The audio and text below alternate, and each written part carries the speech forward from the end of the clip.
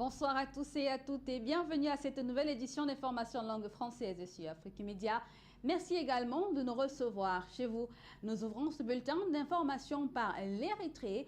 C'est ce 14 novembre 2018 que le Conseil de sécurité de l'ONU a levé les sanctions qui pesaient contre l'Érythrée. Ceci après avoir signé un accord historique de paix avec l'Éthiopie. Cet acte vient ainsi mettre un terme à plusieurs années d'embargo. C'est un reportage de Junior Wafo. Il aura fallu attendre 9 longues années pour voir les sanctions de l'ONU sur l'Érythrée levées. Ceci, lors d'une assemblée de son Conseil de sécurité, le mercredi 14 novembre 2018. En effet, l'organisation accusait le pays de soutenir les islamistes Shebab en Somalie, chose qui jusqu'à présent n'a jamais été prouvée. Ainsi donc, l'embargo sur les armes, les interdictions de voyage et le gel des avoirs en vigueur dans le pays ces dernières années font désormais partie du passé. Pour les Nations Unies, cette levée de sanctions fait suite aux récents changements dans les relations entre Asmara et ses voisins de la Corne de l'Afrique. En juillet dernier, un accord de paix historique avait été signé entre l'Érythrée et l'Éthiopie, mettant ainsi fin à des années de conflit. Suite à cette annonce, la Somalie et l'Éthiopie ont tenu à remercier les Nations Unies, car selon le Premier ministre éthiopien Abiy Ahmed, cette levée d'embargo aura des effets bénéfiques sur l'amélioration, la consolidation et la stabilisation de la paix dans la Corne de l'Afrique. Toutefois, l'ONU recommande à Asmara de poursuivre les efforts en vue de régler définitivement le conflit territorial qui l'oppose à Djibouti pour une paix effective dans la région.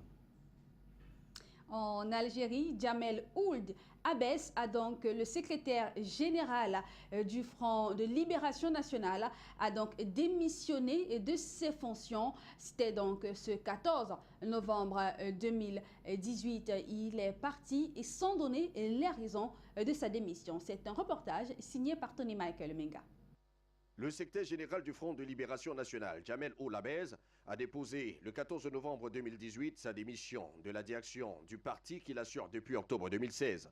Réputé pro-Jussec présidentiel, Jamel Ould Abbès n'a pas expliqué les raisons de son départ du FLN. Certains observateurs pensent que les soucis de santé de Jamel Ould Abbès seraient la raison de sa démission, lui imposant ainsi un congé de longue durée. Selon des sources à Alger, proches du FLN, Jamel Ould Abbès aurait été remplacé par Morad Bouchared, qui assure depuis le 24 octobre dernier la présidence de l'Assemblée nationale. Chef du groupe parlementaire du FLN, député du CETIF depuis 3 législatures, le nouveau président de l'Assemblée nationale, âgé de 47 ans et détenteur d'une licence en langue arabe, avait déjà occupé les fonctions de vice-président de l'APN. Ces dernières semaines, Jamel Ould Abbès avait provoqué différentes controverses, notamment en annonçant le 28 octobre que le président algérien Abdelaziz Bouteflika sera bien le candidat du FLN à la présidentielle prévue en avril 2019. Nombreux sont ceux qui avaient interprété son annonce comme une candidature officielle du chef de l'État pour un 5e mandat.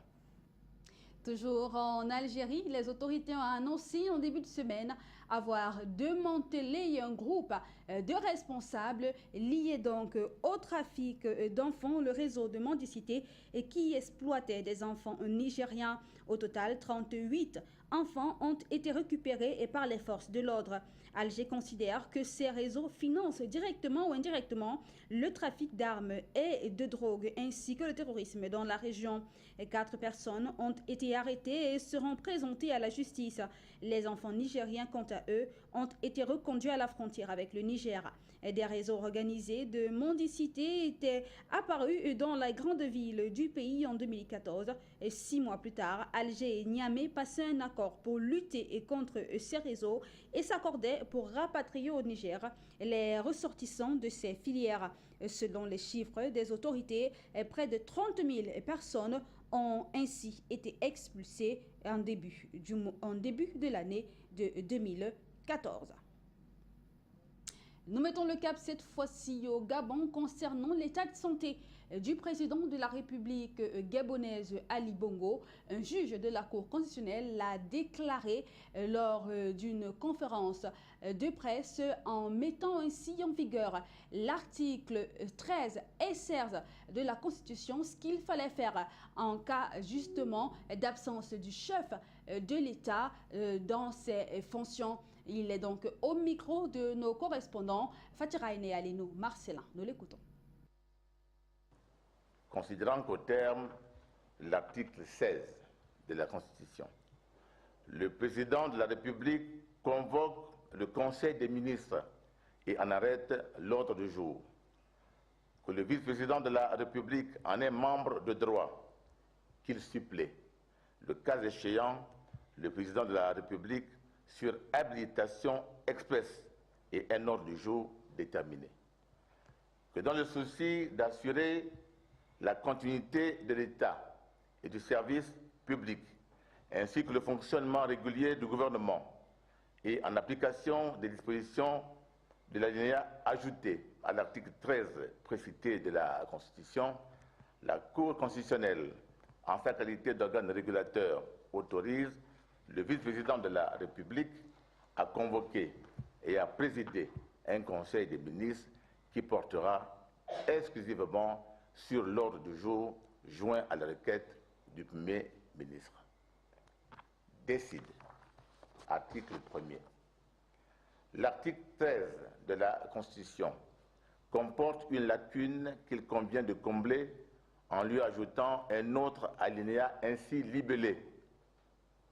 En cas d'indisponibilité temporaire du président de la République, pour quelque cause que ce soit, certaines fonctions dévolues à ce dernier, à l'exception de celles prévues aux articles 18, 19 et 109 alinéa 1er, peuvent être exercées, selon le cas, soit par le vice-président de la République, soit par le Premier ministre, sur autorisation spéciale de la Cour constitutionnelle, saisie par le Premier ministre ou un dixième des membres du gouvernement, chaque fois que nécessaire.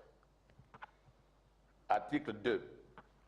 Dans le souci d'assurer la continuité de l'État et du service public, ainsi que le fonctionnement régulier du gouvernement, et en application des dispositions de l'alinéa ajouté à l'article 13 de la Constitution, la Cour constitutionnelle, en sa qualité d'organe régulateur du fonctionnement des institutions, autorise le vice-président de la République à convoquer et à présider un Conseil des ministres qui portera exclusivement sur l'ordre du jour joint à la requête du Premier ministre. Article 3. La présente décision sera notifiée au requérant, au président de la République, au président du Sénat et publiée au journal officiel de la République gabonaise ou dans un journal d'annonce légale. Ainsi délibéré et décidé par la Cour constitutionnelle en sa séance du 14 novembre 2018. Toujours au Gabon, le premier forum hydrométéorologique s'est donc tenu ce 14 novembre 2018 à Libreville. Ceci dans le cadre de la coopération avec l'Union européenne et les pays ACPI en partenariat avec la Banque mondiale. Nos correspondants Fatira Inayel et nous Marcelin signent ce reportage. Placé sous la bannière de la communauté économique des États de l'Afrique centrale, le premier forum hydromètre de l'Afrique centrale s'est tenu ce 14 novembre à Libreville dans le but de faire face au changement climatique. Le ministre gabonais des Transports a tenu à le faire savoir au sortir de cette rencontre. L'objectif de l'hydrométéorologie, c'est de mettre à disposition des données fiables en matière climatique, en matière hydraulique, en matière météorologique, en vue de la prévention des risques de catastrophes. Vous savez tous que nous sommes dans l'ère de changement climatique. La contribution du Gabon, ce forum a deux étapes. La première étape, c'est de mettre en place une plateforme participative, c'est une plateforme sous-régionale de la CEAC, donc c'est une réflexion commune de l'ensemble des États membres, c'est un atelier des experts, donc ces experts vont réfléchir ensemble pour mettre en place une feuille de route qui sera soumise à l'Assemblée des ministres de la CEAC. La lutte contre les changements climatiques étant une préoccupation commune, Madame le secrétaire général adjoint de la CEAC n'a pas manqué de préciser l'apport de la structure qu'elle représente dans la protection de notre écosystème. C'est la CEAC qui travaille avec les partenaires techniques et financiers afin d'apporter aux États membres les matériaux, tous les éléments nécessaires à la mise en œuvre déjà des instruments juridiques qui ont été adoptés par les chefs d'État s'agissant de cette thématique relative à la prévention, non seulement sur les populations, mais également sur les économies des États membres. Le représentant de l'Union européenne n'a pas manqué d'indiquer la contribution majeure de ce forum dans la lutte contre les changements climatiques. C'est dans le cadre de l'accord ACP, pays de l'Afrique, Caraïbes et Pacifique et de l'Union européenne, que cet appui intervient en partenariat avec la Banque mondiale. C'est un appui continental. Notre partenaire, la Banque mondiale, et notre partenaire régional, la CEAC, nous font part des besoins et des réalités. Et à juste titre, ce forum va nous permettre justement d'accueillir et de recevoir, sur la base des travaux des participants et des experts, un aperçu des besoins en système d'alerte précoce, en système de besoins en relation au climat. Au terme de cette journée riche en enseignements, il en ressort que la lutte pour la protection de notre environnement reste une affaire de tous et de chacun. Cap cette fois-ci au Cameroun, où 13 milliards de francs CFA ont été débloqués, ceci pour le financement de 30 projets dans 15 communes du Cameroun confrontées à des instabilités. C'est ce qui ressort de la signature de 3 convention paraphée dans la ville de Yaoundé, la capitale du Cameroun, ceci entre le gouvernement camerounais et l'Union européenne. C'est un reportage d'Aboubacar Siddiq. Plus de 13 milliards de francs CFA, la somme est colossale et porte sur 3 conventions d'une portée capitale pour des villes secondaires au Cameroun exposées aux facteurs d'instabilité.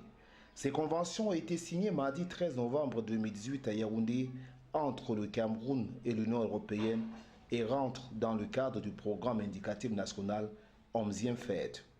Ceci est en direction des villes secondaires qui sont exposées aux vulnérabilités que nous connaissons.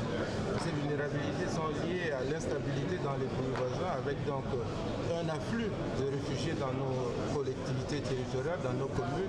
Et il est important que ces populations qui accueillent, en même temps que ces populations qui sont réfugiées, bénéficient du soutien de l'État et de nos partenaires. C'est ce que l'Union européenne vient de faire à travers une délégation de ressources. La première convention signée entre l'Union européenne et la Banque allemande de développement permettra à celle-ci de mettre cet argent, objet de la convention, à la disposition du FAICOM, agence d'exécution du programme, à l'effet d'implémenter les différentes articulations des projets à travers 15 communes. Nous sommes particulièrement contents de pouvoir contribuer à la politique de la décentralisation du gouvernement. C'est un des secteurs de priorité d'intervention pour nous.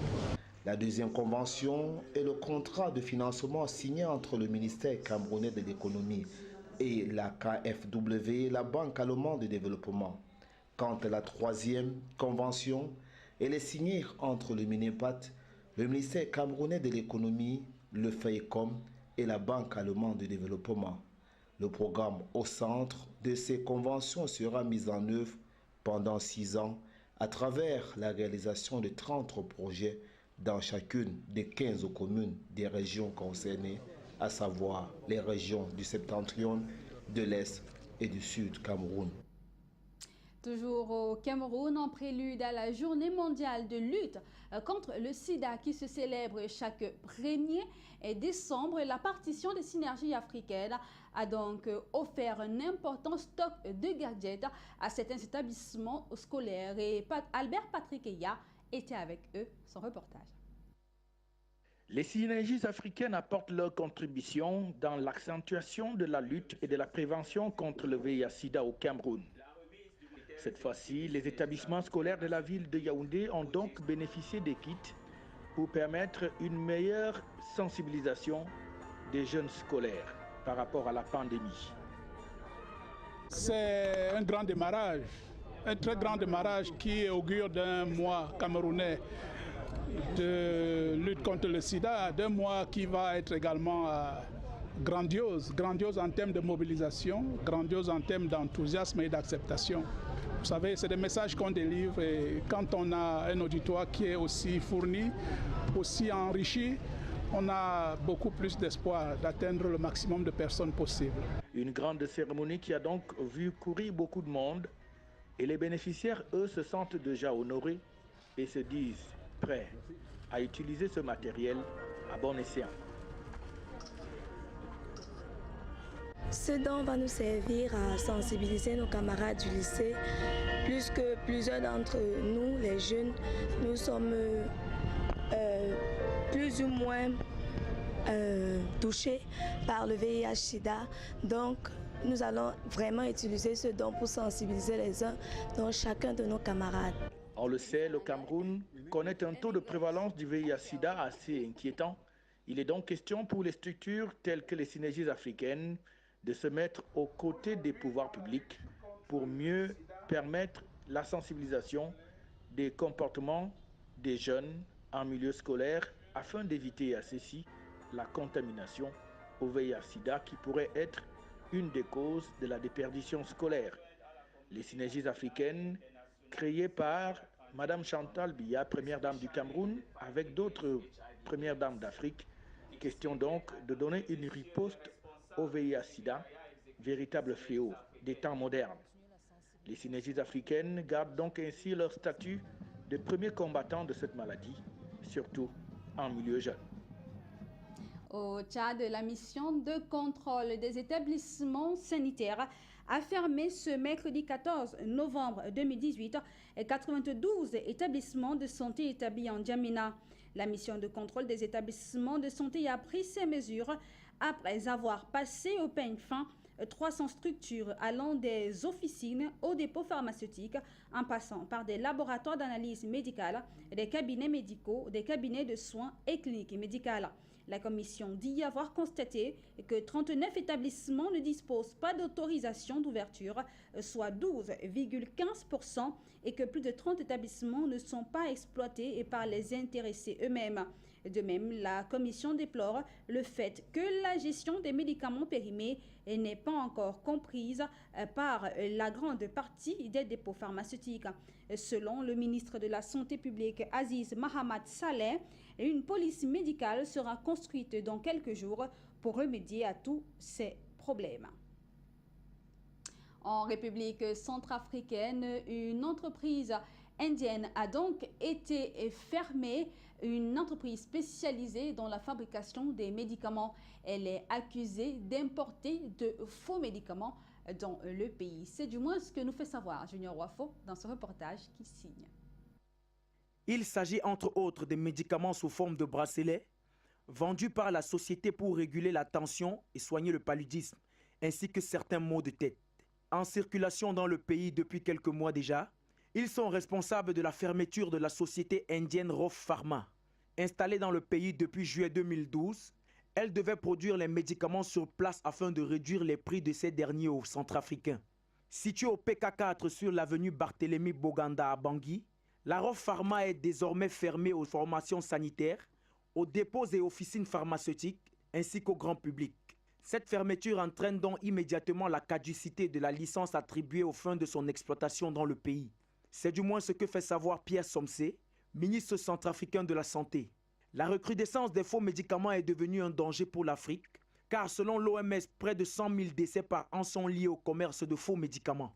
Dès lors, les gouvernements doivent établir ensemble des stratégies pour éradiquer ce phénomène qui, en quelques années, est devenu plus rentable que le trafic de drogue. Nous mettons le cap cette fois-ci au Maroc. Nous restons dans le cadre de la santé. Une nouvelle taxe sur les boissons sucrées a donc été adoptée par le Parlement ce 14 novembre 2018. Ceci lors des débats sur le projet de loi des finances de 2019. Et cette nouvelle taxe a pour objectif de lutter contre les maladies chroniques et les maladies de longue durée. C'est du moins ce que nous fait savoir Junior Wafo dans ce reportage qu'il signe une fois de plus. Le diabète, l'hypertension et les maladies cardiovasculaires sont en progrès effrayant au Maroc. C'est dans l'optique de les freiner que les membres de la première chambre marocaine ont proposé des projets de loi adoptés à l'unanimité le dimanche 11 novembre 2018 par la Commission des finances. Il s'agit en effet d'une hausse de 50% de la taxe intérieure sur la consommation sur les boissons gazeuses ou non contenant du sucre et l'ajout d'une TVA spécifique sur les boissons contenant plus de 5 grammes de sucre pour 100 millilitres. Pour Moustapha Ibrahimi, député du Parti de la Justice et du Développement, la première mesure vise les consommateurs et la seconde les producteurs. Pour la Ligue marocaine de lutte contre le diabète, environ 2 millions de Marocains sont concernés directement par la maladie. Et selon l'OMS, la pathologie serait la cause d'environ 12 000 décès par an à travers le royaume. Outre cette taxe, la Commission des finances a également débattu de 2 autres points, notamment l'augmentation des droits de douane sur les boissons augmentées en sucre et la suppression des subventions gouvernementales sur le sucre qui profitent à toute l'industrie agroalimentaire. En copiant ainsi l'exemple du Mexique, le Maroc espère réduire drastiquement le taux de diabétiques dans le royaume.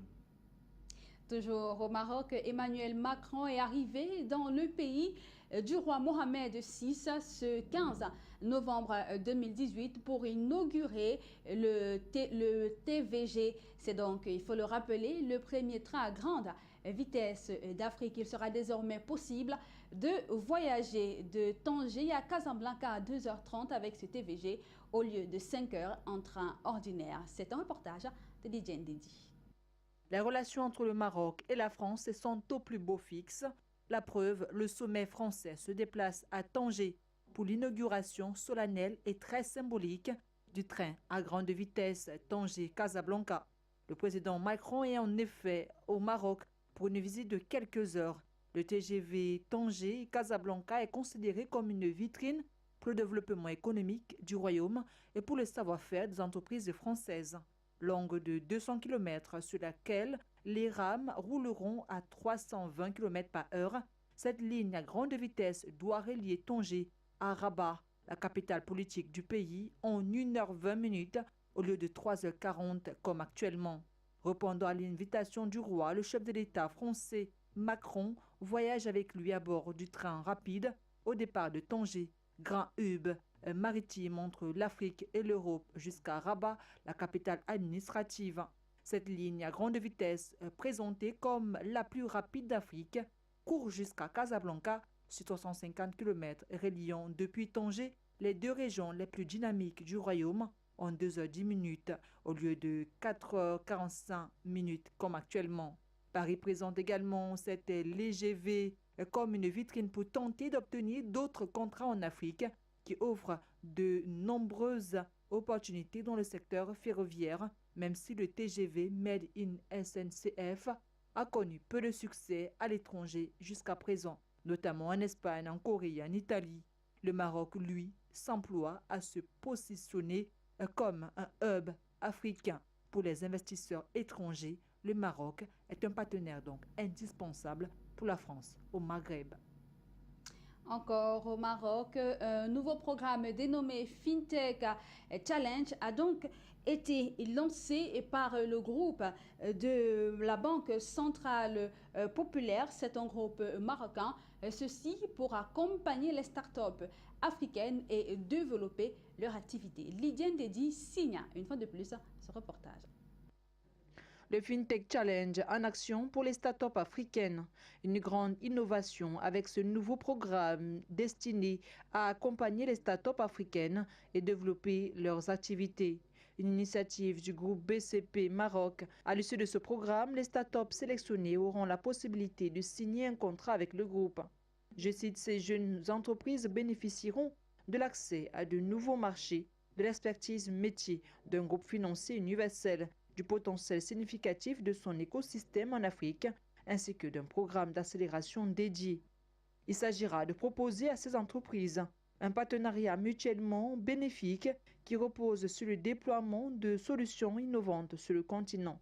Le groupe BCP a également annoncé qu'il co-organisera le 23 novembre prochain avec la Banque Atlantique à Abidjan un événement inaugural du FinTech Challenge autour du thème Banque Startup. Quel modèle de collaboration, pour quel impact? Un programme très important pour la relance de l'économie marocaine. En Guinée-Conakry, les femmes de l'opposition ont décidé de marcher dans les rues de la capitale pour s'insurger contre les violences policières. Cette manifestation du 13 novembre 2018 a été dispersée par la police locale. C'est un reportage signé par Tony Michael Menga. Quelques centaines de manifestants se sont réunis mardi 13 novembre à Conakry, la capitale de la Guinée, pour protester contre les violences policières et réclamer justice pour les personnes qui ont perdu la vie en marge des manifestations publiques. Avec un foulard rouge sur la tête en signe de colère, ces femmes brandissaient les portraits des victimes tout en pointant la responsabilité des forces de sécurité. Selon une manifestante, elles sont là pour manifester leur colère suite aux tueries que leurs enfants ont subies depuis qu'Alpha Condé est au pouvoir. La semaine passée, 2 jeunes hommes ont perdu la vie en marge d'une manifestation et un policier a succombé à ses blessures. Et selon ces femmes, elles seront satisfaites le jour où elles verront qu'il y a eu des enquêtes policières sur ces abus. À l'approche du rond-point Bellevue, la marche a été dispersée par des gaz lacrymogènes. Et selon le garde des Sceaux, Cheikh Sako, qui dit comprendre la colère des familles, une action en justice est ouverte de manière systématique pour chacun de ces cas. C'est avec cette information sur la Guinée-Conakry que nous mettons un thème à ce bulletin d'information en langue française sur Afrique Média. De votre fidélité, nous vous remercions. N'oubliez pas que nos programmes se poursuivent sur votre chaîne panafricaine. Sur ce, bonne soirée.